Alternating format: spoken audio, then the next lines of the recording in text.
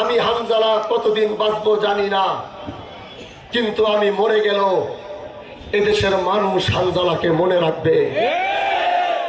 যেই ভালোবাসা হানজালা পেয়েছে, হানজালার হাতটা ধরার জন্য মানুষ যেমন পাগল হয়ে যায়, হানজালার এই বুকের সাথে বুকটা লাগানোর জন্য মানুষ যেমন পাগল হয়ে যায়,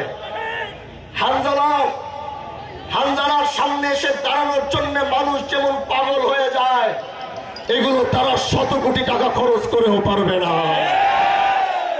তাহলে আমি যে কথাটি বলেছিলাম ইলেকশনের আগে, যে এই দেশে হয়তো দুইটা জিনিস হবে, এক হয়তো টাকার বিজয় হবে, না হয় ভালোবাসার বিজয় হবে।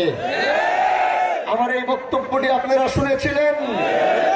তাহলে আজ শিবচরের মাটি থেকে প্রমাণ হয়ে গেল, শিবচরের মানুষ টাকাকে প্রত্যাখ্যান করে ভালোবাসাকে বিজয় করেছে। প্রিয় ভাইরা আমার, আমি হানজালা এই পর্যন্ত আসতে আসতে আমার নেতৃবৃন্দরা অনেক কষ্ট করেছেন, প্রবাসী ভাইরা কষ্ট করেছেন।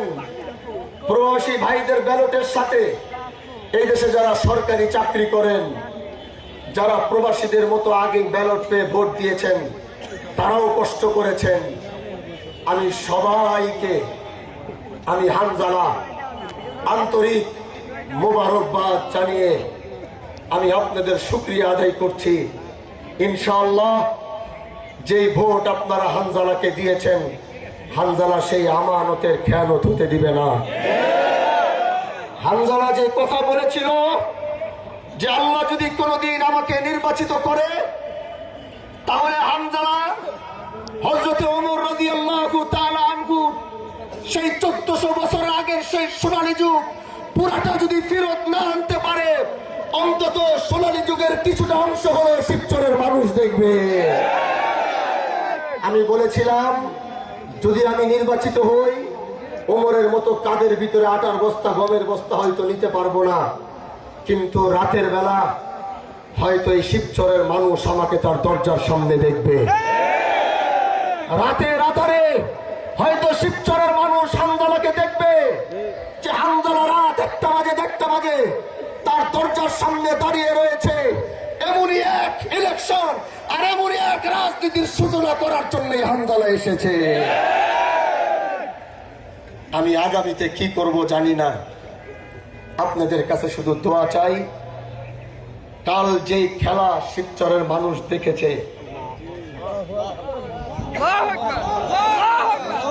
আমার মনে হয় হানজালা নির্বাচিত হোক, এরকম বাংলাদেশে হয়তো কয়েক কোটি মানুষ সেজদায় পড়েছিল। কত মা বোনরা রোজা রেখেছে হিসাব নয়, কতজনে আল্লাহ রাস্তায় সহযোগিতা করেছে, দান করেছে হিসাব নয়। তারপরেও তারা চেয়েছে হানজালা জাতীয় সংসদে যাক।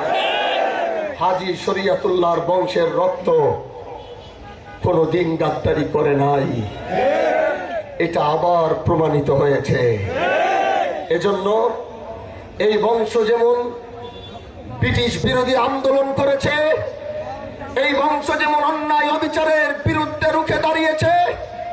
আমি আল্লাহকে বলেছিলাম, আল্লাহ হাজী শরিয়তুল্লাহ তার রূহ তো আমার ভিতরে আসবে না, তার রুহানিয়াতটা তুমি আমার ভিতরে ঢুকায় দিও। হানজালাকে দেখে যেন মানুষ 250 বছর আগের হাজী শরিয়তুল্লাহকে মনে করতে পারে। তার ন্যায় নীতি ইনসাফের সেই আদর্শ যেন আমরা ধরে রাখতে পারি, সেই আদর্শ যেন নিয়ে চলতে পারি। সেই দোয়া আমাদের জন্য করবেন ইনশাআল্লাহ। বলেন, সেই দোয়া আমাদের জন্য করবেন ইনশাআল্লাহ। আজকের এই গণজোয়ার শিবচরের রাজনীতির সমীকরণ পাল্টিয়ে দিয়েছে। আল্লাহর কাছে দোয়া করি, এত হাজার হাজার লক্ষ লক্ষ মানুষ যারা আমাদেরকে ভালোবেসেছে, আমি যেন তাদের আমানতকে, তাদের আমানতের রক্ষা আমি হানজালা যেন করতে পারি। এই দোয়াটা আমার জন্য করবেন ইনশাআল্লাহ। আমার বাবা এখানে বসা। আসলে জানেন, একটা কথা না বললেই না, আমি যখন ছোট আমরা বংশাল বাসায় থাকতাম। আমার বাবার খুব ইচ্ছা ছিল আমার সে ছোটবেলায় বলতো, হানজালা তুমি একদিন এমপি হবা। জিজ্ঞেস করেন আমার বাবা আমাকে বলতো কিনা, তখন আমার বয়স 7-8 বছর হবে। আমার বাবা ওই সময় আমার এখন